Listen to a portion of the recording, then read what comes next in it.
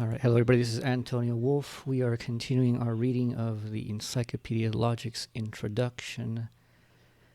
What is it called? The Attitudes of Thought to Objectivity. Yeah, that's what it's called. Last time we read all the way to section 20, and you're like, wow, you read 20 sections in one reading. No, we actually only read 2, because it starts on 19, and it was long, and then goes on 19.2, which was long.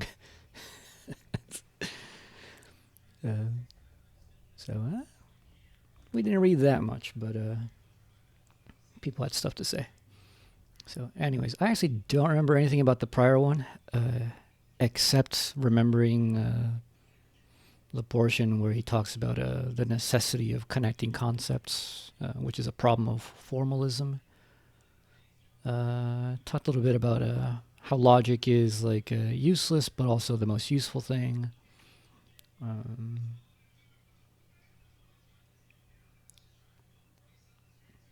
Yeah, a few remarks on logic. Nothing too important. If it was important, I would remember it. But anyways, we're starting at section 20. So if we take our prima facie impression of thought, let me reread that again. If we take our prima facie impression of thought, we find on examination first that in its usual subjective acceptation, thought is one out of many activities or faculties of the mind, coordinate with such others as sensation, perception, imagination, desire, volition, and the like. The product of this activity, the form or character peculiar to thought, is the universal, or in general, the abstract. Thought, regarded as an activity, may be accordingly described as the active universal, and since the deed, its product is the universal once more, may be called the self-actualizing universal. Thought conceived as a subject is a thinker, and the subject existing as a thinker is simply denoted by the term I. We might have actually read this last time, because it kind of reminds me of something from me, sounds familiar, but nonetheless, we'll reread it anyways. So these are just things he's doing what most people do, which is just laying things out. Not really making an argument, just saying what he views it as.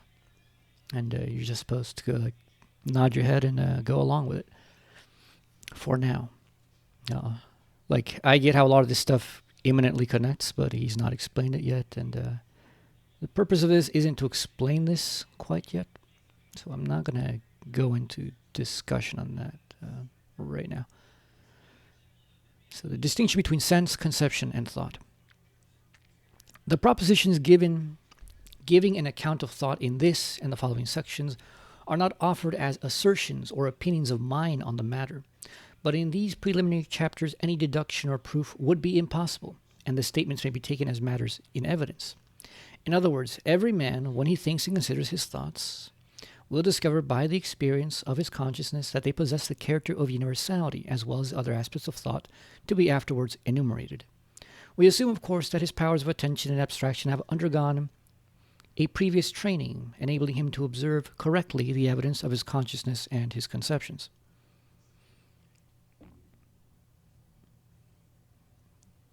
So, this is him just kind of laying it out. Well, thought is universal. This today is not a common assumption.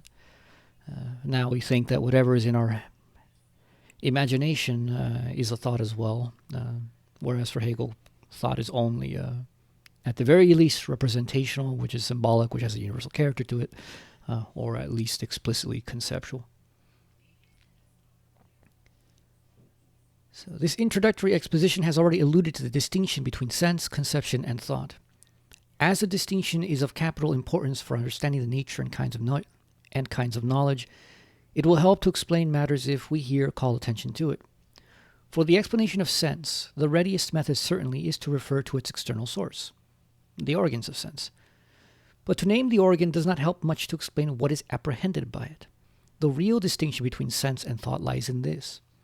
that the essential feature of the sensible is individuality, and as the individual, which reduced to its simplest terms is the atom, is also a member of a group, sensible existence presents a number of mutually exclusive units.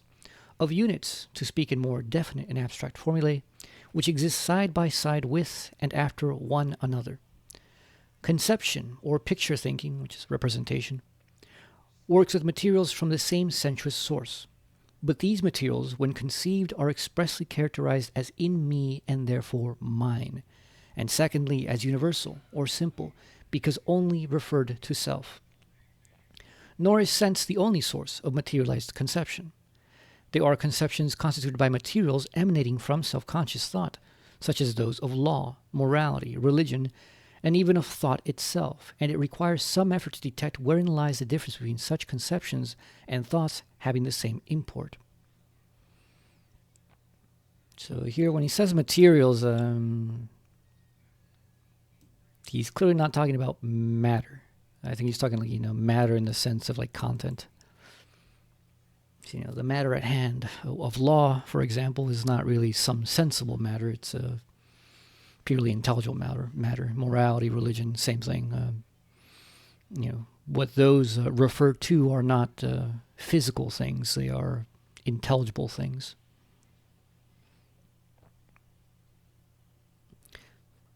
Continuing, for it is a thought of which such conception is the vehicle, and there is no want of the form of universality without which no content could be in me or be a conception at all.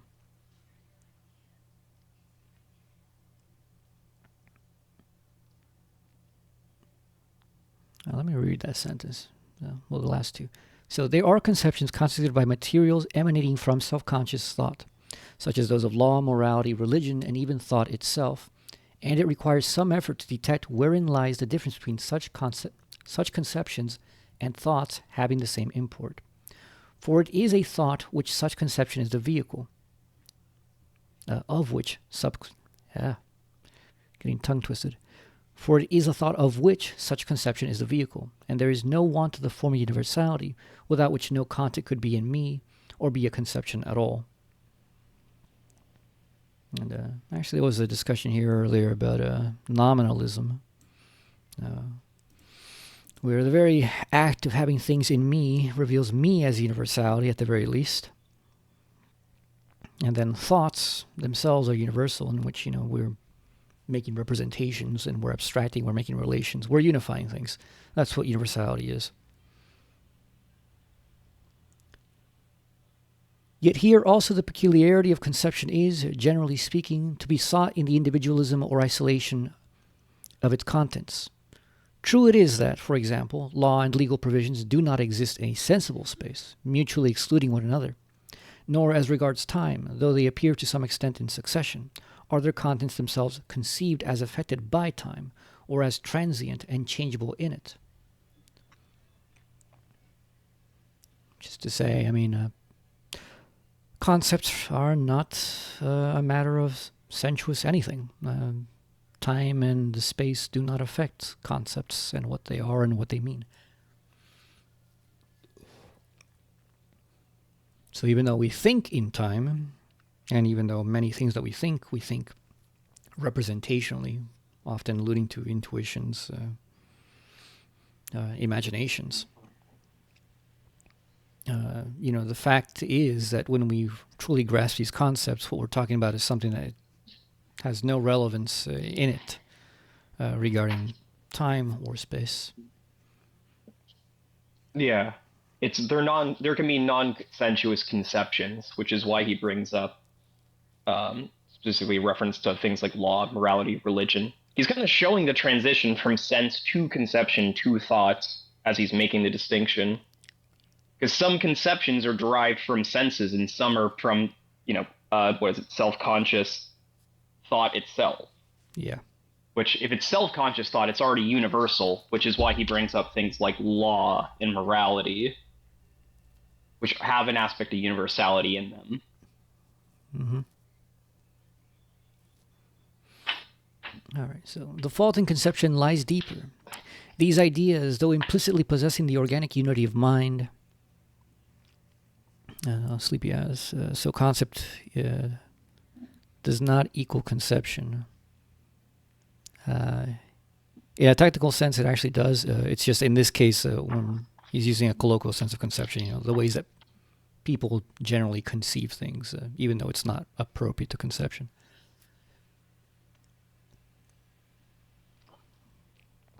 So these ideas, though implicitly possessing the organic unity of mind, stand isolated here and there on the broad ground of conception, with its inward and abstract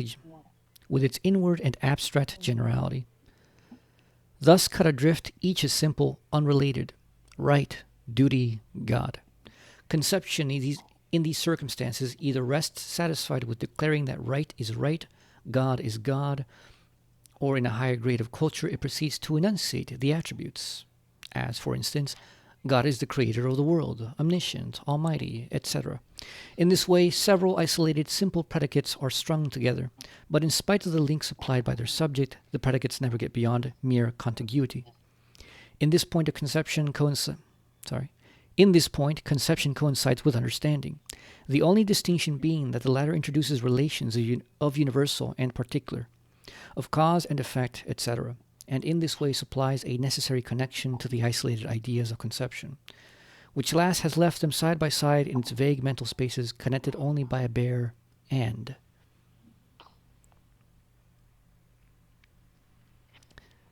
The difference between conception and thought is of special individuality and mutual exclusion of the members. It is well to remember that these very attributes of senses are thoughts and general terms. It will be shown in the logic that thought, and the universal, is not a mere opposite of sense. It lets nothing escape it, but, outflanking its other, is at once the other and itself. Now language is the work of thought, and hence all that is expressed in language must be universal. What I only mean or suppose is mine. It belongs to me, this particular individual. But language expresses nothing but universality, and so I cannot say what I merely mean. And the unutterable, feeling or sensation, far from being the highest truth, is the most unimportant and untrue. If I say the individual, this individual, here, now, all these are universal terms. Everything and anything is an individual of this, and if it be sensible, is here and now. Similarly, when I say I mean my single self to the exclusion of all others.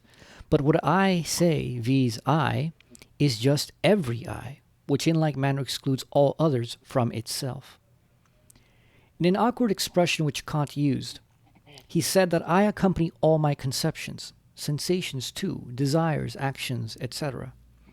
I is, in essence and act, the universal, and such partnership is a form, though an external form, of universality.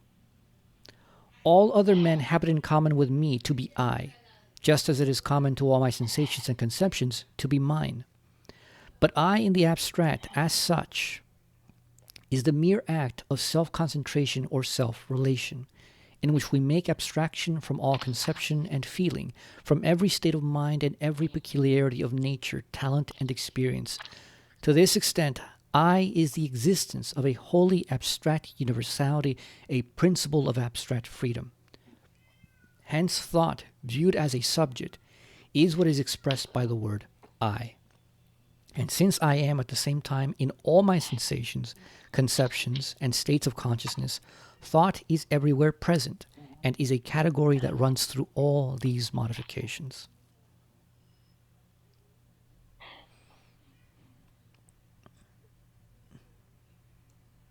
So a little bit on language is interesting. Where language, what does he say explicitly? Language is... Language must be universal.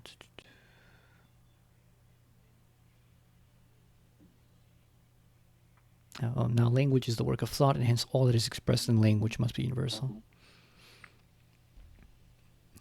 And all those examples, everything that's mine, the I, and everything, not only do they refer to me, but they're only there because of me, and they are distinctions in me. And so I am their universality. I am their unity. Yeah. Emphasis on the word I there. Yeah. And then this is actually something that did come out of Kant. Kant was very close to just straight out saying that the transcendental unity of perception is thought itself. And some people do read that out of him concerning that, because like that's basically what it is. The I is thought itself. So it's not just the case that my representation to myself as I is thought. It is, but I, the actual experienced I, the unity of my own consciousness, is thought. It is the universal. It's not, we can't really take it as a universal. It is the universal. It's the universal which unifies all other unities. Without that unity, there is no unity whatsoever. It's in the Kantian sense. Without the unity of apperception, nothing else can be brought together.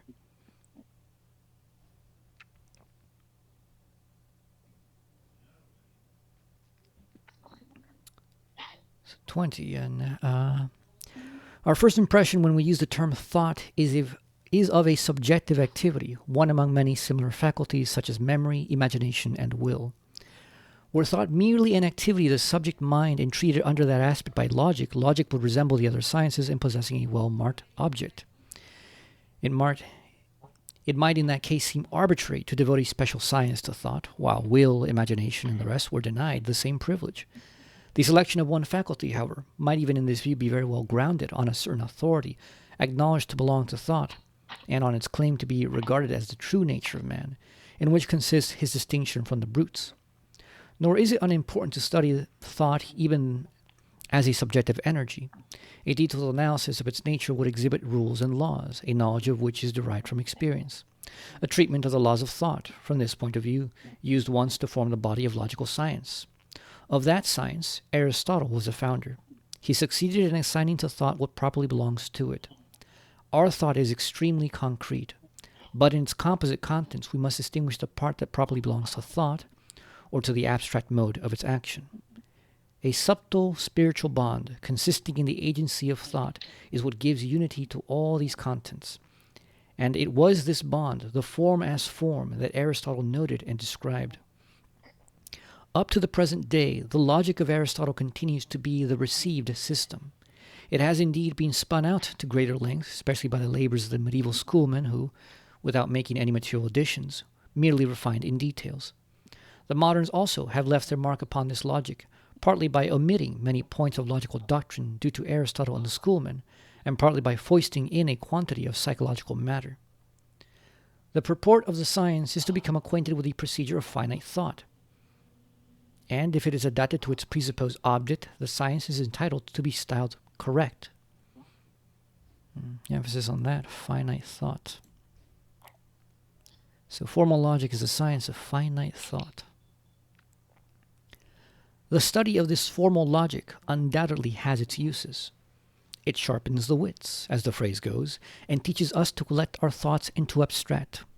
Whereas in common consciousness we have to deal with sensuous conceptions which cross and perplex one another. Abstraction, moreover, implies the concentration of the mind on a single point, and thus induces the habit of attending to our inward selves. An acquaintance with the forms of finite thought may be made a means of training the mind for the empirical sciences, since their method is regulated by these forms, and in this sense logic has been designated instrumental. It is true, we may be still more liberal and say, logic is to be studied not for its utility, but for its own sake. The super-excellent is not to be sought for the sake of mere utility. In one sense, this is quite correct. But it may be replied that the super-excellent is also the most useful, because it is the all-sustaining principle which, having a subsistence of its own, may therefore serve as the vehicle of special ends which it furthers and secures. And thus, special ends, though they have no right to be set first, are still fostered by the presence of the highest good. Religion, for instance, has an absolute value of its own, yet at the same time other ends flourish and succeed in its train. As Christ says, quote, "Seek ye first the kingdom of God, and all these things shall be added unto you." End quote. Particular ends can be attained only in the attainment of what absolutely is and exists in its own right.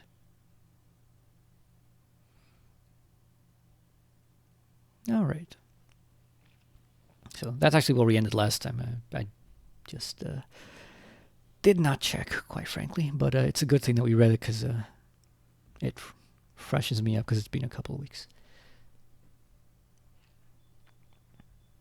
So I mean, usually I prefer to go in the route of telling people that this stuff is useless, just because indeed you shouldn't seek it for anything other than itself at first. It will become useful after you get it, but trying to find a use for it before you get it is kind of hopeless. And seeking it only for that instrumental purpose also makes it hopeless. Because then you can't actually focus on the thing itself, because you're too busy trying to connect it to things that you are hoping to anticipate, which will make you lose sight of what's actually going on. So it is true, this is both utterly useless, you can't really seek it out for anything other than itself, but also ultimately the most useful of anything. But that's only something you realize after you get it.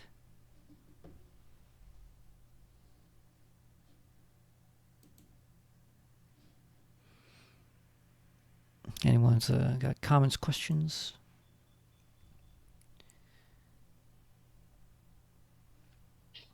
I'll take that as a no. So continuing. Thought in its bearings upon objects.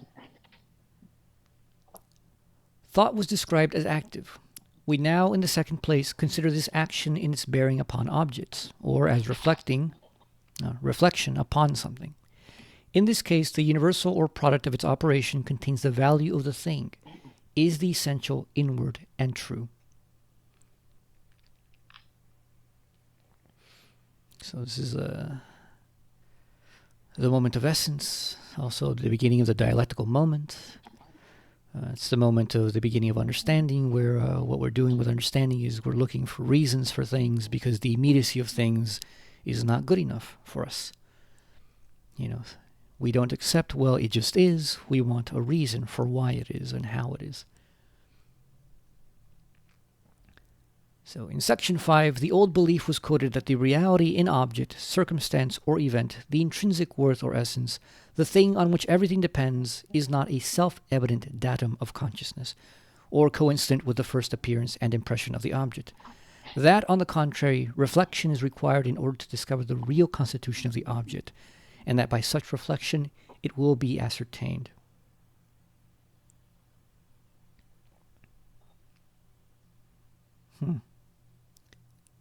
Okay. That makes me wonder if that's part of the reason why he chooses the term reflection for the beginning of essence. Because, it fits both on a structural level of what's going on in essence and shine, but it also fits in the sense that not only are things reflected cognitively in the way that, we have to reflect upon them, we realize that the immediacy is not enough. There has to be a special kind of immediacy, at least, which is reflected, in which, reflection is supposed to be my mind becoming adequate to the object, forming itself to its form. And thus I reflect the truth like a mirror. But here reflection in the structural sense, the ontological sense, concerns also just the fact that objects themselves are reflected in a kind of internal negative reflection, rather than have like when you have two mirrors mirroring each other. Something like the outside of an apple and the inside of an apple. The flesh and the skin kind of reflect off of each other. That they co-constitute, co-determine each other. So insofar as we have to reflect on things to find out their truth, we can say it's because things themselves are reflected.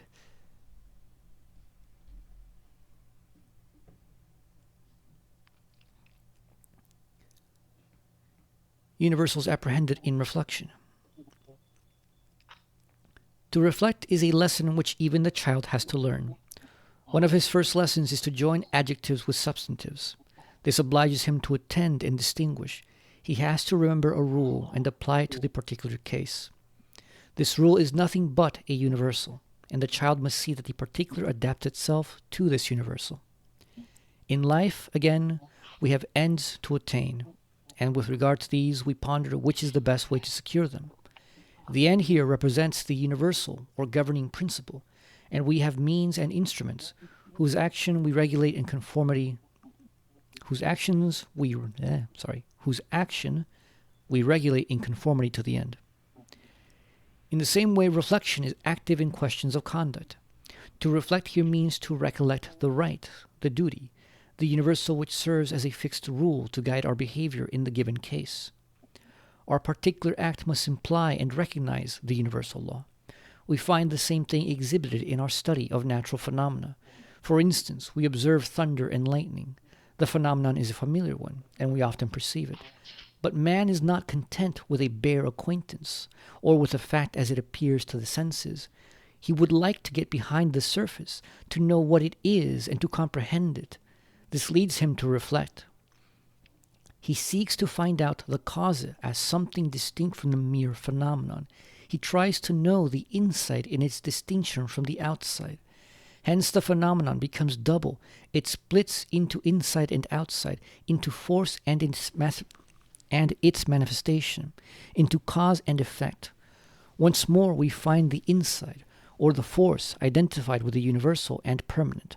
Not this or that flash of lightning, this or that plant, but that which continues the same in them all. The sensible appearance is individual and evanescent. The permanent in it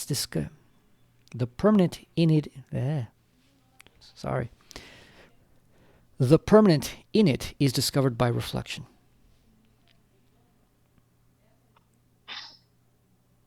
So it feels like that's all of Hegel's system, and especially in its middle point, it's like you have the beginning, which is the appearance that can be evanescent and individual. You have the end, the universal, and the in between, which is reflection. And the inside and outside thing is used with the apple is perfect for this, because two different moments of a thing reflect off of each other and reflect off that which is reflecting upon that.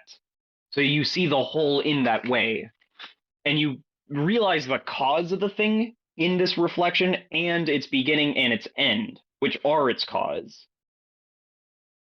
It's in its own being. And that's one of the things that trips a lot of people up. This was before this recording started, but when I mentioned that the section on inside and outside in this Encyclopedia logic is good for understanding what force in the understanding is about in the phenomenology. It's this is what that's in reference to. And he even mentions it here.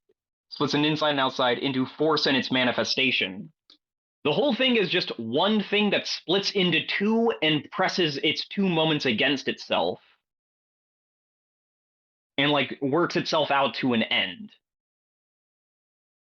Yeah. Which its end is its beginning again. That is his whole system, and that's just a particular description of it. Yep. And that split into two is also reflection. You start with one thing, and then you're forced to have two, so you're forced to have the whole thing reflected. And it's reflection also in the sense that there is no privilege, even though what Essence wants to do is give a privileged determiner over some contingent appearance. What happens is that cause is not actually greater than effect. It's no more real than effect, and it is no more primary than effect. And the cause is as much an effect as effect is as much the cause. Yeah, they both depend upon each other. One might have a more immediate appearance of like leading, but they both are connected. I'm thinking of like a pet and its owner. You think of the owner as leading the pet, and that's like what seems more immediately apparent. But like, it's only because the owner is obsessed with their pet on some level that they even lead the pet in the first place. So it's kind of a mutual thing. It's just easy to privilege one side of it. Yeah.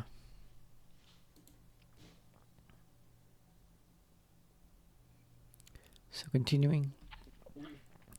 Nature shows us a countless number of individual forms and phenomena. Into this variety, we feel a need of introducing unity. We compare, consequently, and try to find the universal of each single case. Individuals are born and perish.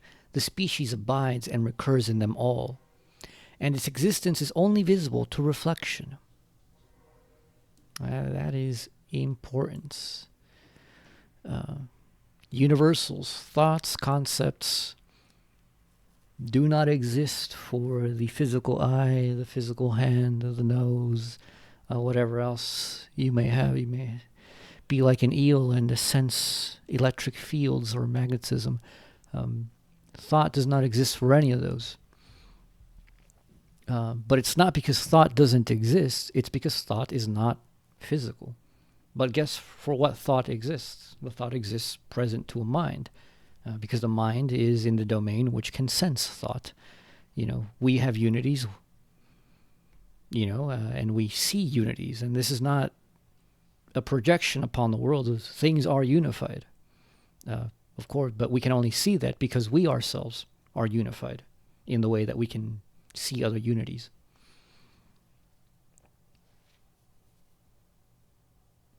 So, under the same head fall such laws as those regulating the motion of the heavenly bodies. Today we see the stars here, and tomorrow there, and our mind finds something incongruous in this chaos, something in which it can put no faith because it believes in order and in a simple, constant, and universal law. Inspired by this belief, the mind has directed its reflection towards the phenomena and learnt their laws. In other words, it has established the movement of the heavenly bodies to be in accordance with a universal law from which every change of position may be known and predicted. The case is the same with the influences which make themselves felt in the infinite complexity of human conduct. There, too, man has the belief in the sway of a general principle. From all these examples, it may be gathered how reflection is always seeking for something fixed and permanent, definite in itself and governing the particulars. This universal which cannot be apprehended by the senses counts as the true and essential. Thus, duties and rights are all important in the matter of conduct, and an action is true when it conforms to those universal formulae. So, this applies to generally how modern science thinks. Because even now, though a lot of like the science, I fucking love science crowd, are crude empiricists who are like, all these other things aren't real and whatnot, philosophy's useless, they're all like pretend to be nominalists. And then the moment you ask, well, what's the reality? Well, reality is, some like 23-dimensional space strings. They believe in zero-dimensional singularities. They believe in thermodynamics. They believe in all these other things, which are underlying rules and laws, which are themselves immaterial, below the material. And the material is just an appearance. They don't really care about the actual existent things. What they're interested in is these abstractions of laws as the real reality. There's plenty of physicists and mathematicians who think that the real things are math. Everything else is just kind of some kind of like illusion or some kind of weird emergence of mathematics. But essentially all things are math.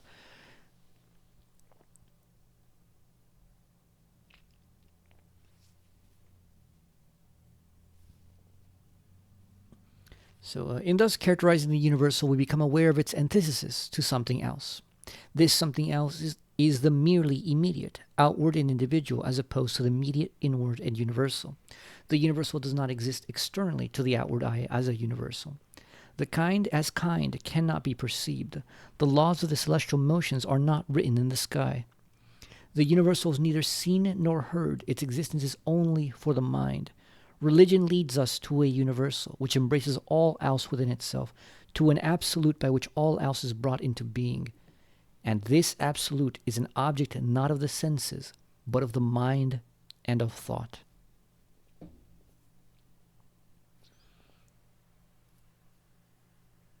So, I mean, that's interesting insofar as historically you can see that indeed philosophy did come out of religion. Yeah, and if someone wants to try to reground that perspective, like if it's just in the mind, well, the mind is just a result of the chemical reactions in the brain, whatever form of that. It still implies a higher principle that's guiding things, because the capacity for the mind, if even if someone takes it as purely chemistry, to reflect on laws that are appearing in the world but are not written in the skies, as he phrases it, still demonstrates that like these two dynamic systems still would have to match at some point if the mind can comprehend anything in nature, such that there still would be something ideal beyond them.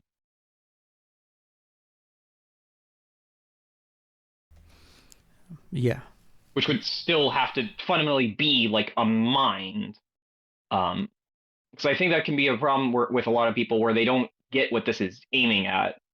But it's like this is a transcendental property, and even if you don't accept like the universality of the human mind, that still is not a denial of a universal mind in a sense.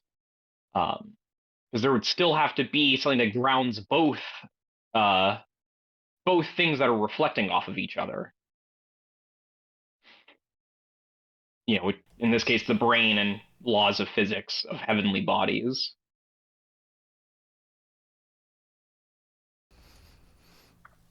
Yeah, I mean, like usually though, that just has to do with like a certain conception of mind that people have, which is not a very good one. And so, Yeah, when Hegel says mind, it doesn't mean what most people take it to mean. At least people who are educated take it to mean. yeah. And by educated, I mean misinformed. Anyway, So yeah. So religion leads to the need of an absolute, not contingently, but necessarily. Because we are rational beings, that's why we have religion. That's why the concept of God makes sense. Even though a lot of people today rightfully think it doesn't make sense. On the face of it. It's also the case that because of this, the object of religion is not an empirical concern, and therefore 99.999% of debates, atheists have with religious people about show me the evidence is a completely pointless endeavor, because this is not a matter of evidence of empirical kind. This is a matter of understanding. Granted, most religious people themselves don't understand this, and so they too want to provide empirical evidence when it's just not really a problem that they have to worry about at all, if they understood their own the consequences of their own doctrines. Here's a big one: the subject-object relation. By the act of reflection, something is altered in the way in which the fact was originally presented in sensation, perception, or conception. Thus, as it appears, an alteration must be interposed before the true nature of the object can be discovered.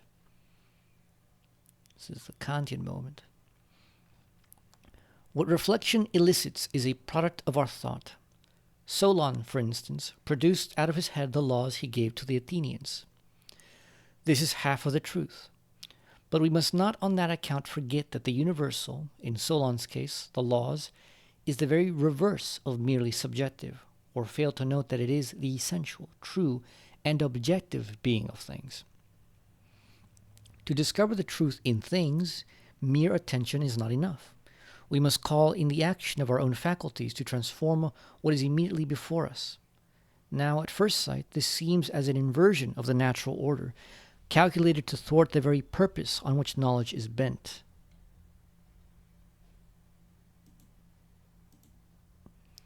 But the method is not so irrational as it seems. It has been the conviction of every age that the only way of reaching the permanent substratum was to transmute the given phenomenon by means of reflection. In modern times, a doubt has for the first time been raised on this point in connection with the difference alleged to exist between the products of our thought and the things in their own nature. This real nature of things, it is said, is very different from what we make out of them, which is a very common malaise today. Even people who have never read a single line of Kant and who don't even know the name of Kant have this view. And they all pretend, oh no, I just rationally came up with it all on my own. When they've just kind of osmosed that from a general, very sick intellectual culture, which themselves, probably don't know who Kant even is. But Kant was the father of all this stuff. Somebody had to play the bad guy. Kantian skepticism. The divorce between thought and things is mainly the work of the critical philosophy, and runs counter to the conviction of all previous ages that their agreement was a matter of course. The antithesis between them is the hinge on which modern philosophy turns. Meanwhile, the natural belief of men gives the lie to it. In common life, we reflect, without particularly reminding ourselves that this is the process of arriving at the truth, and we think without hesitation, and in the firm belief that thought coincides with things. And this belief is of the greatest importance. It marks the diseased state of the age when we see it adopt the despairing creed that our knowledge is only subjective, and that beyond this subjective we cannot go. Whereas, rightly understood, truth is objective, and ought so to regulate the conviction of every one, that the conviction of the individual is stamped as wrong when it does not agree with this rule. Modern views, on the contrary, put great value on the mere fact of conviction, and hold that to be convinced is good for its own sake, whatever be the burden of our conviction, there being no standard by which we can measure its truth.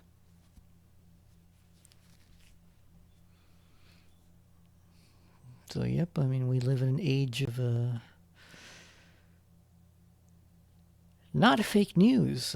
People used to say, what is it? It was a hot topic back when Trump was elected for, hip philosophers to say, oh, we're in a post-truth era. Post-truth era, whereas the right says we're in an era of false news, fake news. The postmodernists, took it upon themselves to declare, actually, we're just beyond truth now.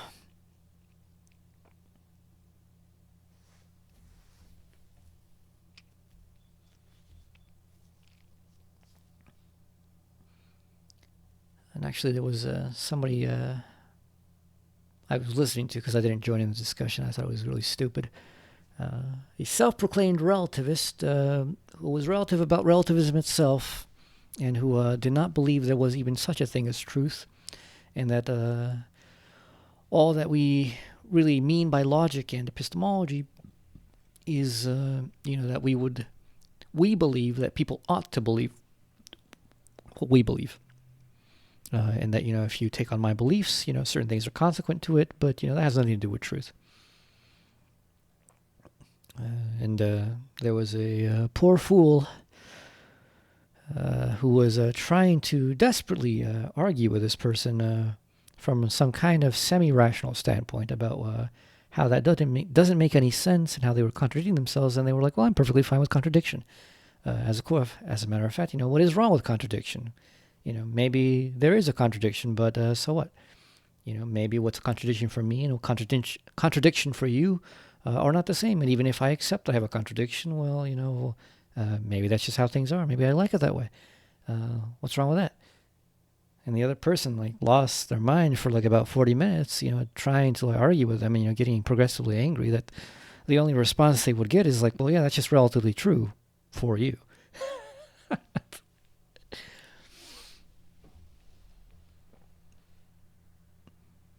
To which I think with Hegel, once somebody brings up stuff like that, they're wrong. And if they're like, oh yeah, well, you got to convince me that I'm wrong. I'm like, no, you're just stupid. I mean, you've already shown me that you don't think, you're not reasoning, so what makes you think that I would bother wasting my time reasoning with an unreasoning person? Yeah, it's the person who needs to relatively crash their car and die, but only relatively. That's the only way a person can learn. Because you can't literally, if you yeah. Literally, the entire point of rationality is that it's a lattice of relationships, necessarily. That's what we're doing with reason. It's all in a spectrum if it's all true. So it's if you deny the lattice of this, then you're just fucked anyway. So you cannot relate someone to truth if they don't relate to truth. Pretty blatantly. Yep.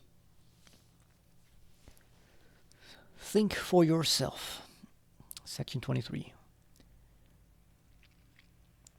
The real nature of the object is brought to light in reflection, but it is no less true that this exertion of thought is my act.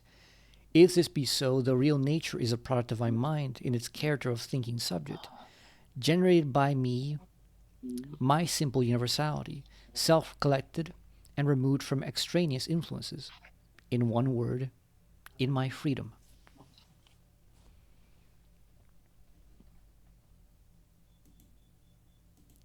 Think for yourself is a phrase which people often use as if it had some special significance.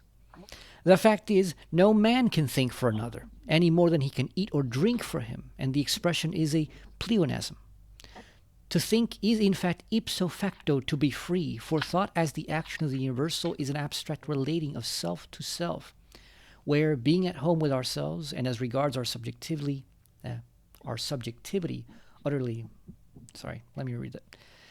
To think is in fact ipso facto to be free, for thought as the action of the universal is an abstract relating of self to self, where, being at home with ourselves and as regards our subjectivity utterly blank, our consciousness is, in the matter of its contents, only in the fact and its characteristics. Man, that is a German as hell sentence.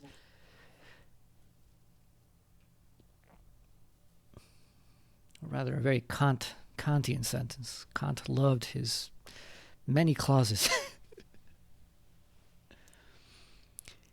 If this be admitted, and if we apply the term humility or modesty to an attitude where our subjectivity is not allowed to interfere by act or quality, it is easy to appreciate the question touching the humility or modesty in pride of philosophy. For in point of contents, thought is only true in proportion as it sinks itself in the facts. And in point of form, it is no private or particular state or act of the subject, but rather that attitude of consciousness where the abstract self, freed from all the special limitations to which its ordinary states or qualities are liable, restricts itself to that universal action in which it is identical with all individuals. In these circumstances, philosophy may be acquitted of the charge of pride. And when Aristotle summons the mind to rise to the dignity of that attitude, the dignity he seeks is won by letting slip of all our individual opinions and prejudices and submitting to the sway of the fact. Yeah, we've had a couple of people on this server, and by a couple, I mean probably a couple dozen who think that it is hubristic, that it is a bit too strong to claim that I know the truth. And all these other people, they're wrong. Even if, in fact, they are wrong. And now, the only people who really bring up that kind of point are people who literally don't know anything and who want to pretend that they know something. And they take offense on behalf of others because they know eventually that attack also makes it to them. That if those others whom they would appeal to in some kind of authority as to them knowing something, even though they don't know how those people know, and so they themselves don't know that those people know, eventually, obviously, that comes back to them, in which they don't know what they're talking about. And so, they've brought it up to me and other people on this server who share points of view with me, who share points of view with Hegel, that, we're hubristic in this way. And how dare we? Like, how can we be so certain that other people are wrong and we're right? Well, because we think. And when you think and you're actually humble and you no longer interject yourself into things, it becomes pretty clear that the triangle is a triangle. It has three sides. There are facts about it which have nothing to do with me. And, when I just consider purely as a geometric object, it is what it is, regardless of what I personally believe or would like to believe or project upon it, such that maybe I want the triangle to be green or blue or, made out of Christmas stockings or some sort. All those things are irrelevant. And it's always these people who know nothing, who complain that philosophy is not humble, who, in daring to make that kind of claim against philosophy, do not realize that they are the least humble of all. Because in knowing nothing and admitting that they don't know anything, they still pretend to proclaim something as if they knew anything.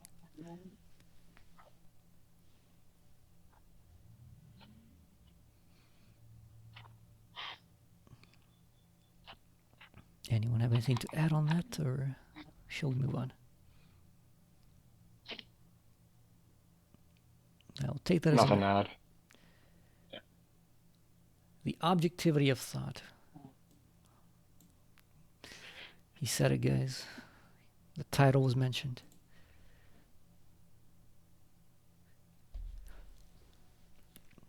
With these explanations and qualifications, thoughts may be termed objective thoughts, among which are also to be included the forms which are more especially discussed in the common logic, where they are usually treated as forms of conscious thought only.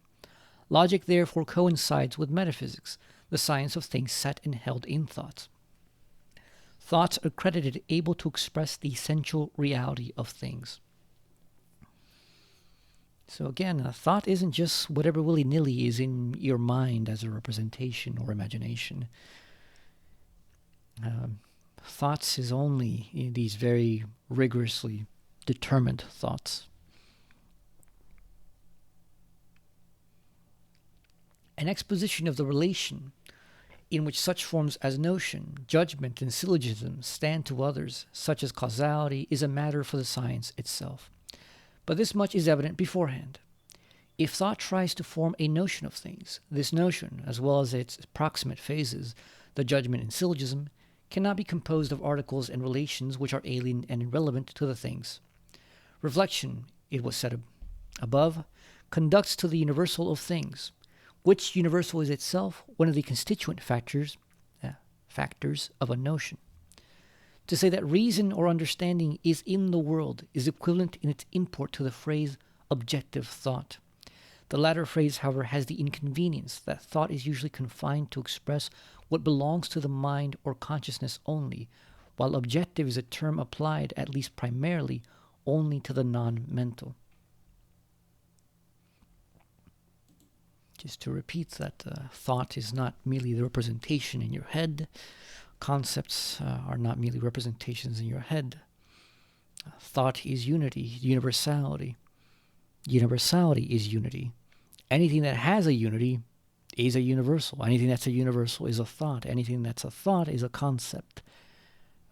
Therefore, when Hegel says things like concepts are objective and, there's an objectivity of thought in the world itself, this is not referring to like stupid things like, oh, there's some kind of like realm of forms, independent, out there in the world, which is, what a lot of people think about mathematical realism. They're like, are numbers real?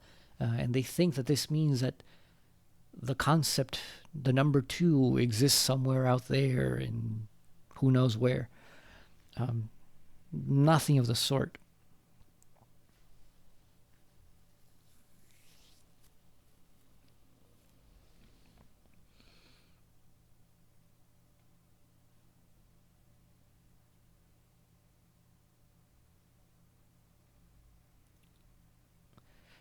Section 24N.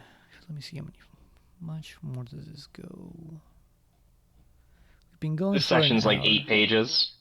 Yeah, we've been going for Yes. about an hour, and so that might be a bit too long. Yeah, it's 8 pages. It's longer than everything else we've done already. All right, well, an hour is good. That's a good pace to take. So I think we'll just leave it at that. We'll just restart the beginning of section 24 the next time. I will try to actually hold these maybe daily now. I've kind of gotten my sleep schedule fixed today, I think, finally. Or at least mostly on the way to being fixed. So I should have the energy, and obviously I have the time. So anyways, for those of you listening, hopefully you found this interesting. You learned something. See you next time.